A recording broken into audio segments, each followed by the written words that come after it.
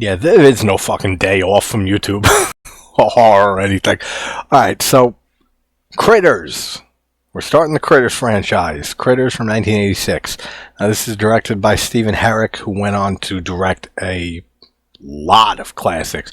Bill and Ted's Excellent Adventure, The Mighty Ducks, Don't Tell Mom the Babysitter's Dead, The Three Musketeers. Like, this guy went on to have some fucking career. Now, we have Dee Wallace in this.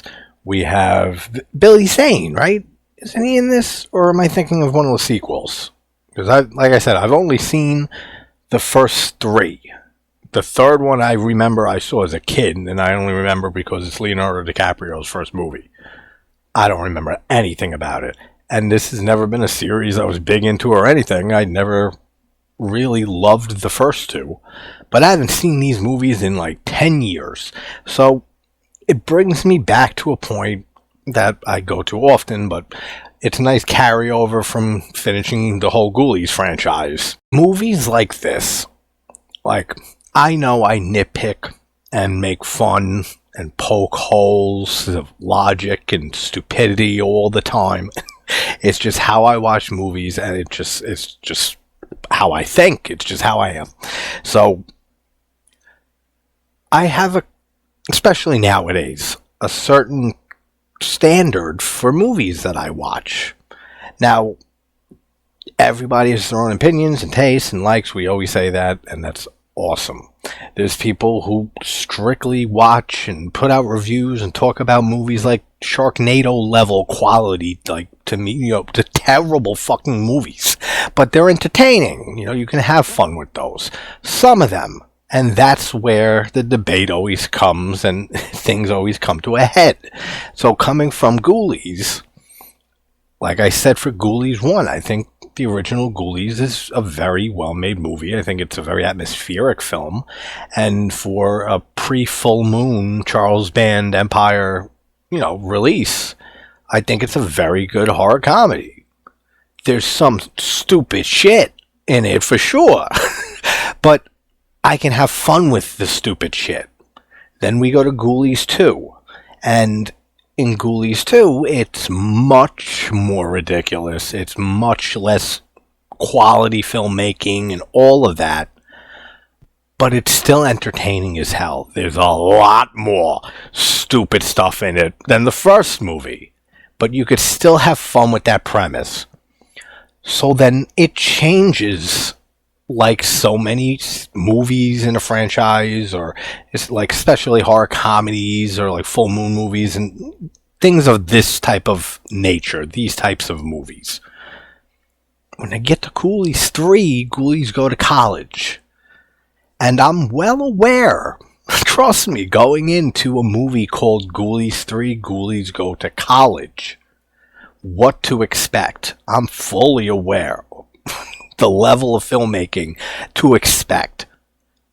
But it's terrible, and not in a fun way. And Ghoulies 4 was even worse. That was abysmal. I was suffering through it. So why, as I always say, is this?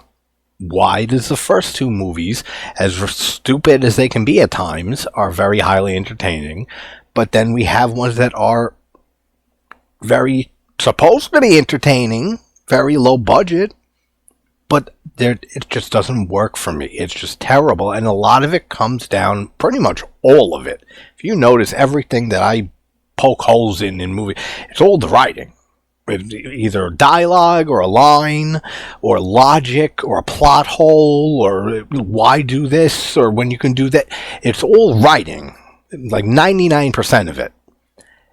And when I watch a movie like Ghoulies Go to College, yeah, it's a fun premise, but the writing could be better, like even for a movie of that budget. And that's what I think the big difference is from horror comedies, and not just horror comedies, but any type of B-grade horror movie that is supposed to be not a great movie technically, but people love them, and I have a slew of those movies that are absolutely terrible films in every technical aspect that you could put out there.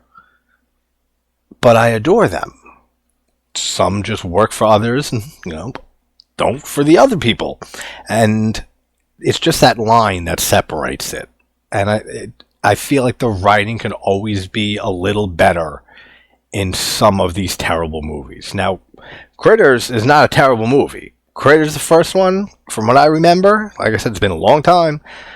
This is a fun movie. And, this movie gets thrown in with the Gremlins clones, which it was written way before Gremlins, was a thing and was released.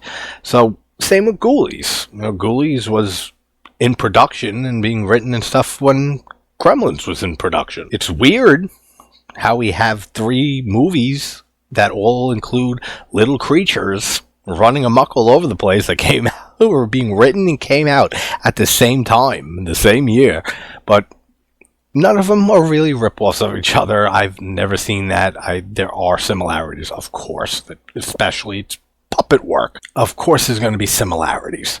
But all the stories, from the Ghoulie story, the Gremlin story, and the Critter story, are completely different films. So, without further ado, let's jump into Critters from 1986. It's going to be fun going through this series. Now, there's 5 of these, right?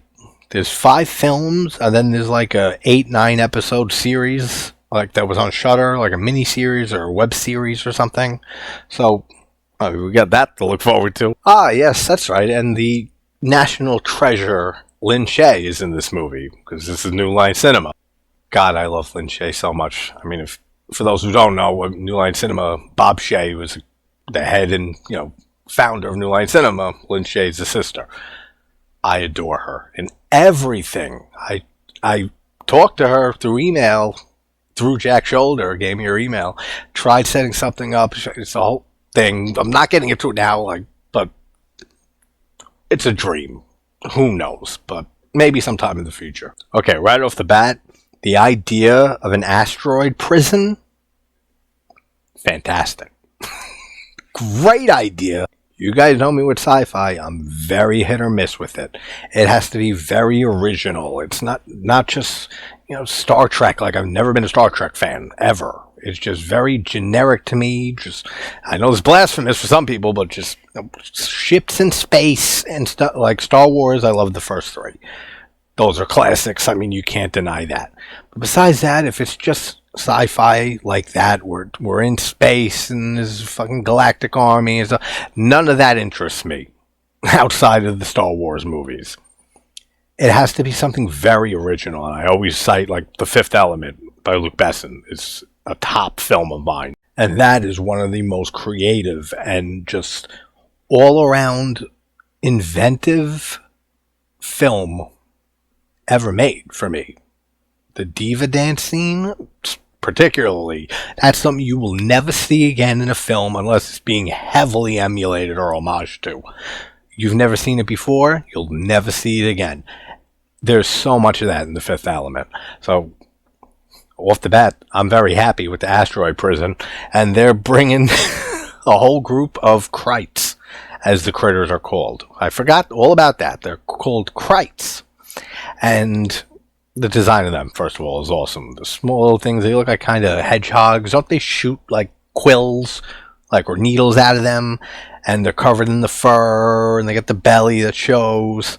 The sharp-ass teeth inside of their mouths, and the claws. Awesome design to the critters. So this prison is transporting a bunch of Krites, and they end up escaping and getting away from this prison. I really like the opening score by David Newman. Forgot he did the score for this. And see, this is what I mean. The designs of the aliens that are on the ship and the critters. I'm just calling them critters from now on for the rest of this series. I'm not calling them fucking Krites. They're critters. It's the titular character. But the designs of the aliens, the ones with the green faces, and then there's the one, I guess, the Lord or whatever, and he has the prosthetics on him. It looks like tentacles on the size of his neck, but it's not really, but kind of. All of that looks great. And the Chodo brothers do the effects. I forgot that also. So this just shows how it's been forever since I've seen Critters. But the Critters stole their fastest spaceship, one of their fastest, and they have enough fuel to travel the galaxy 10 times over. We're not even going to try to figure that out or get into it or anything, and it doesn't matter because this is an example where it doesn't matter for me. Where I'm not going to overanalyze it, whatever. It doesn't matter what fuel, wherever, however the hell they get to planet Earth, it does not matter. And they end up flashing to Kansas, where we have the Brown family. And this is where we have Dee Wallace as the mother of the family, Helen Brown. Nothing really to do with anything like usual, but their kitchen, the green paint everywhere, like on the cabinets and stuff, what an ugly fucking color. Like, I never liked the color green in a house or anywhere, like, especially like puke green. It's just never a good choice for me, like visually, aesthetically. I don't like looking at it. But this like light green shit here, I don't like it either. But hey, Brown family, you do you. So they're asking a teenage daughter about her boyfriend, what happened to the other guy, and I take offense to the little boy. I don't know his name yet. But he says, some dork from New York. Yo, I'm from New York, motherfucker. Don't make fun of where I'm from. Brad. That's his name. The son. He's not a smart kid. Like, right off the bat, from my eyes. If you're trying to fake your way out of school, come on, this is 101. Everyone should know this from elementary school. You try to fake your thermometer reading, you never get it to 106 degrees Fahrenheit. Then you're getting rushed to the hospital and you're not even being believed, just like he's not here because you would be dead. So this kid's not too bright. There is a rack of oranges in their kitchen that you get a quick little shot before it cuts to the next scene. The whole rack of oranges is full completely. And this is breakfast in the morning. So they better have just went out shopping the night before. If not, they're wasting a bunch of oranges. Okay, I love the fact our introduction to Lin Shaye's character, Sally, is her face revealed after we see a newspaper she's reading that says, Mr. Spock is the father of my baby, in the National Enquirer. That's a great gag. Then we meet Harv, the sheriff. I like the little chemistry between him and Lin Shaye. They got a nice little comedic thing going. Then we meet Charlie, the drunk. And he's clearly mentally unstable. One of those that you find where the buses don't run. That are more than happy. That wanders aimlessly in the moonlight going... And he's having premonitions and like he says through his feelings that like he feels that they're coming. That aliens are coming. But hey, aside from all that shit I just said, he's absolutely correct. Yeah, this guy Charlie had a pitching career. I love how Charlie says when he's with Harv and Sally... And he says, wait, I'm hearing messages. And then you hear, like, a message. And he says, what, do you hear that? And Harv says, it's the radio. That's funny as hell. So the two alien, they're like hitmen who are going to take out the critters because all they're driven by is the need to feed and just hunt and rip people apart. So Ugg and Lee are their names. And again, I love the green faces on them. If they're going to Earth, then I'm presuming that they're going to get actual faces because they're played by actors. So, I mean, I answered my own question. But they got to get to Earth and stop the critters from killing the entire world. Oh, I remember this. There's that rock star, Johnny Steele, in this movie. He's a fun character. I forgot all about that. So, I mean, good to see him after like a decade plus. And yeah, they just got faces melted onto them. Even the effects in space look really cool. Like with that red, it looks like a nebula or something like that in space, and the spaceship zooms by. Looks really cool. I'm guessing it looks like some type of forced perspective with models and maybe some animation. It holds up. Like for 86, looks really good. You letting this guy Charlie work on your car when he's going around saying, first of all, he's a drunk, but he's going around saying that there are aliens coming and he's getting messages in his mind? I don't know if I'd do that. To be fair, he's not primarily working on the car. It's the father of, the Brown family. But he's helping them.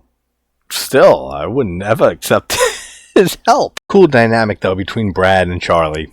I like the little scene with the fireworks and the slingshot and stuff.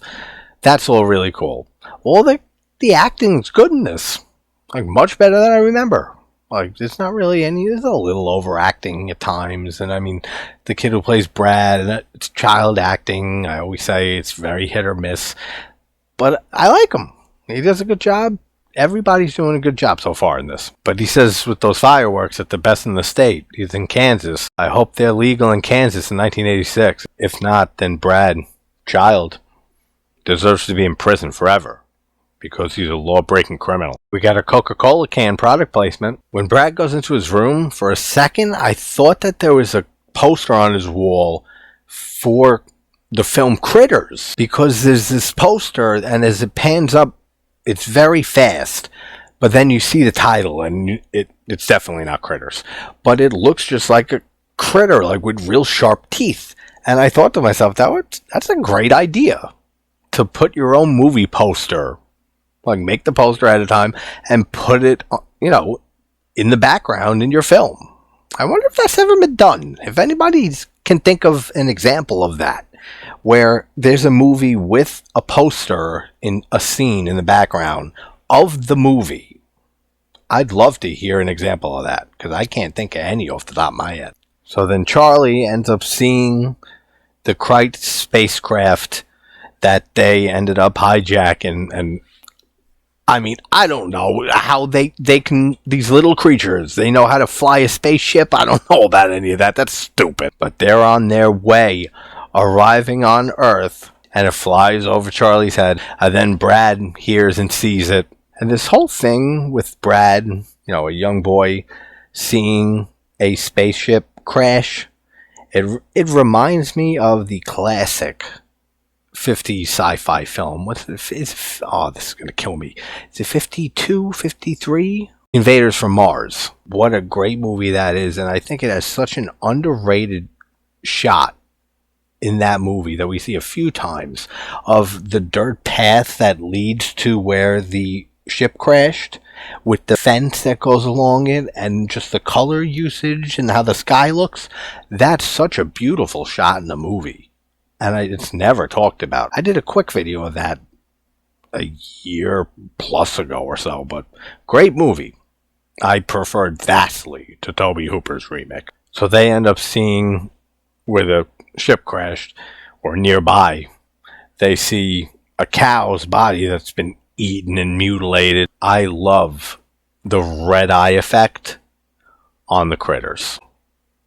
And you guys know how I feel about the green eye, full moon, Ghoulies, Charles Band associated green eye effect in most of those films.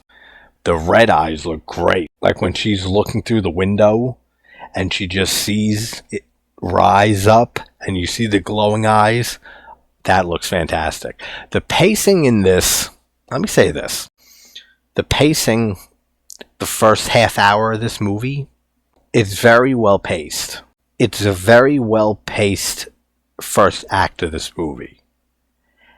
Just like Ghoulies, the original Ghoulies, just like Gremlins. So again, all these three creature films, the originals, the pacing is very, very good at setting up the atmosphere, setting up the feel of this movie.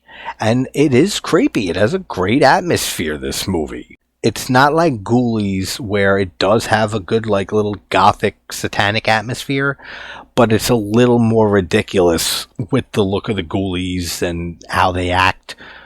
The critters, I think, are scarier. The original Ghoulies and this film have very good pacing, and it really gives you time to care about the characters and just get into the story and set it up. Now, I'm sure in the sequels, just like in most sequels, since you don't have to set anything up, I'm sure they're going to jump right into the critters causing havoc immediately, 10 minutes, 15 minutes into the movie.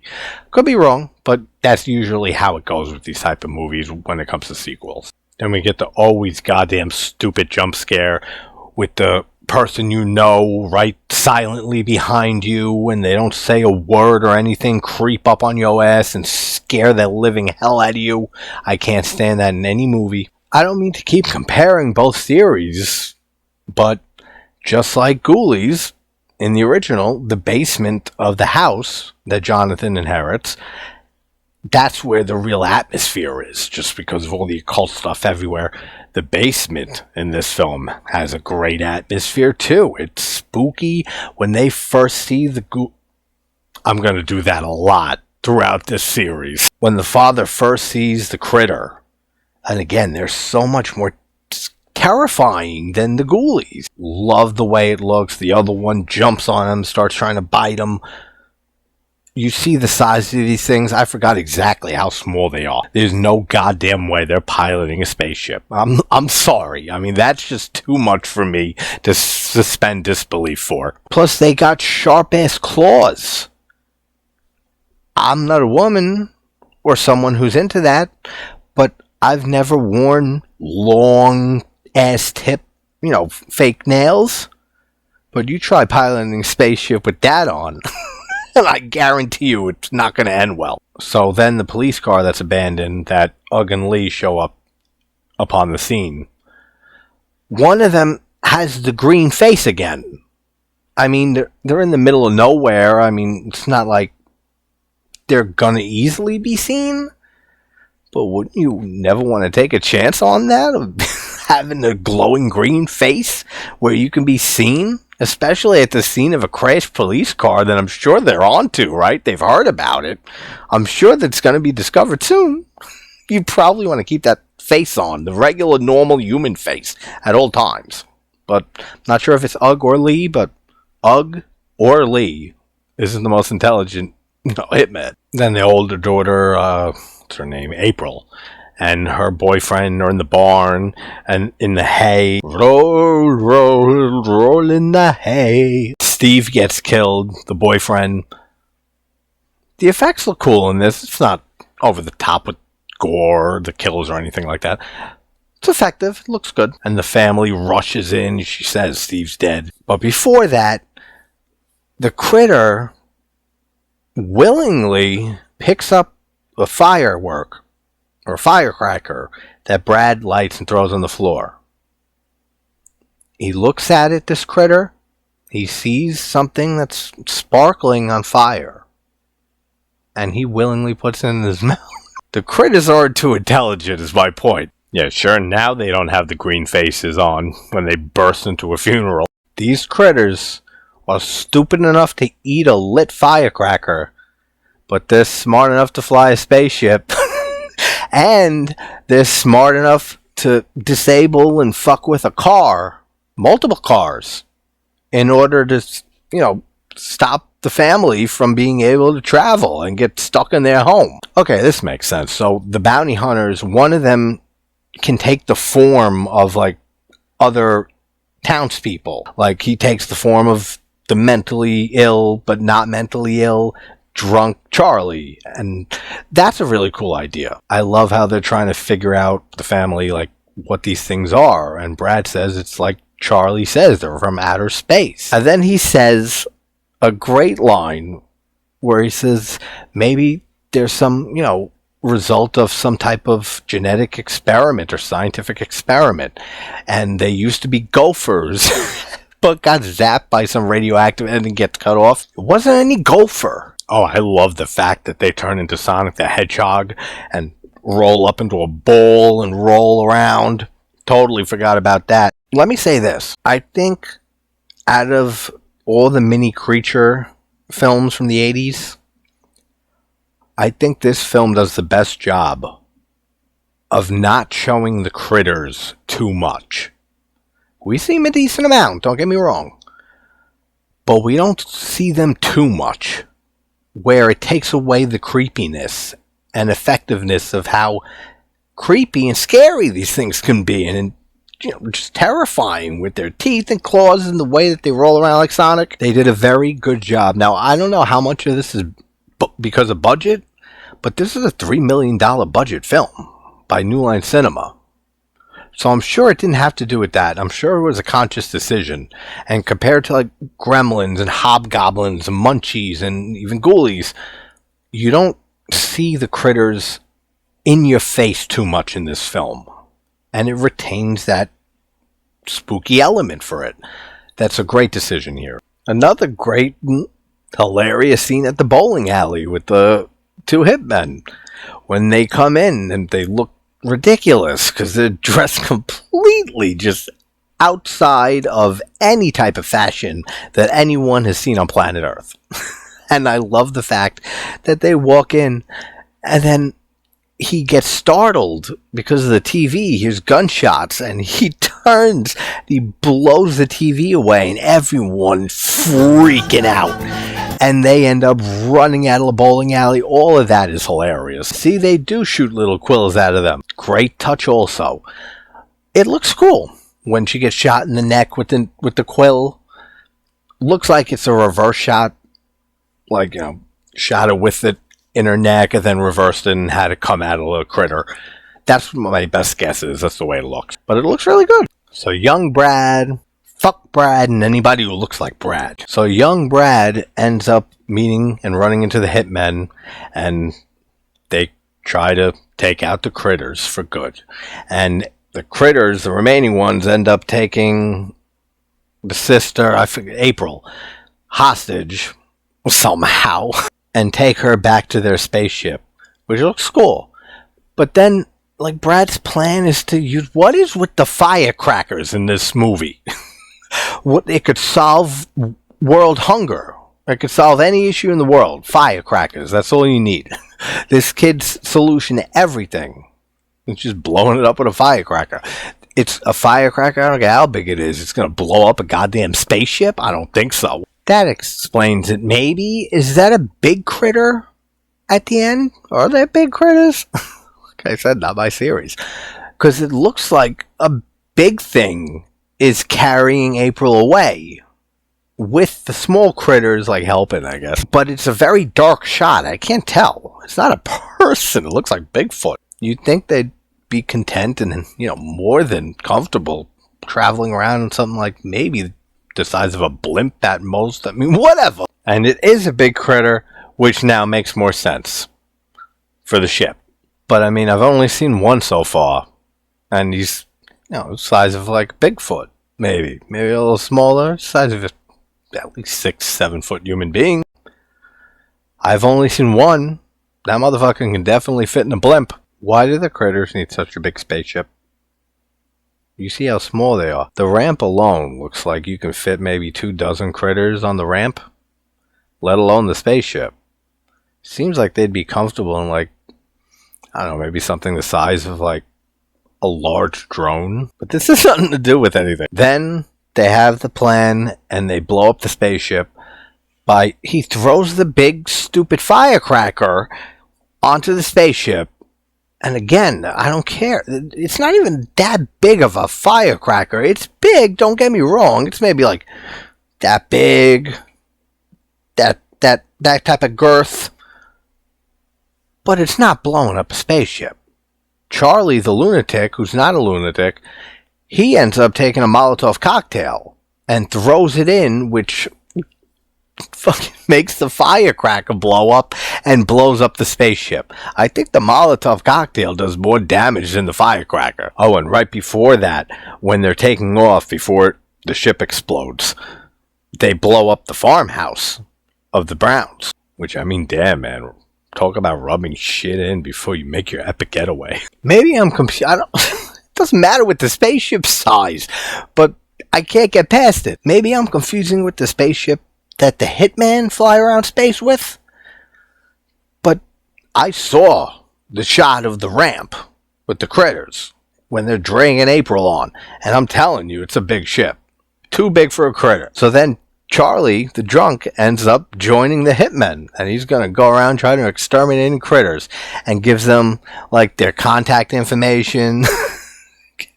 They don't have business cards, but they end up giving their information just in case there's another, infestation of critters sometime. Then we just have, I don't know about this, but the farmhouse that exploded into oblivion, I guess it's the hitmen, right? End up making it rebuild itself back into perfect condition. All reverse shots, of course, they blew up the house and destroyed it, reversed it. Looks very good, though. Like, all the stuff, all the effects work looks very good to this day in this movie. Then we just get a little pan in on the barn, and we see that there are critter Let me eggs. say this. And this was a fucking blast. The sequel, I guess, very, very of well. a rewatch. Let me say this. This was a fucking blast of a rewatch. For a movie I haven't seen in, like I said, a decade at least, if not longer, I forgot how good this movie is. Yeah, there's stupid shit in it from time to time. This stuff like I always nitpick and make fun of because it's just ridiculous. It could have been written a little better. But for the most part, the atmosphere, the comedy works for me. The performances are good. The characters are very likable. The firecracker is ridiculously dumb. The look of the critters, the fact that they don't show them off too much. Even the big critter, they make it a point to not show him that much. At first, you see a lot of just like from his torso down. I like that decision. This was a great, great rewatch. It's not a favorite still. It's not something I'd watch often, meaning like every year or other year, but definitely a fun movie. A creepy movie at times with a great atmosphere. So that's Critters from 1986. This was a blast. So Critters 2 sometime soon. And we got the Cabinet of Dr. Caligari. But actually, by the time this video's out, that'll be long done with. So never mind. Alright guys, wherever you're from, hope you're having a good morning, afternoon, or night. And I will talk to you soon. Take care, everybody. And they end up causing havoc. No. And they end up, if not, they're wasting a whole bunch of fucking. Then we meet one of those nutbags that only one of those nutcases who wanders nameless. That's kind of fucking stupid. If not, Brad should be going to prison. If not, Brad belongs in prison because he's a goddamn thief. If not, but they're on their way and they're arriving in Earth. But they're on their way, arriving at Earth. But they're on their way, arriving on Earth. I love the look of the ghoul. The critters kind of have just the stink of everlasting cow manure. As stupid as the ever-loving. So young Brad meets up with the hitmen, and they end up. Maybe I'm confusing the spaceship with the hitmen that they drive around space.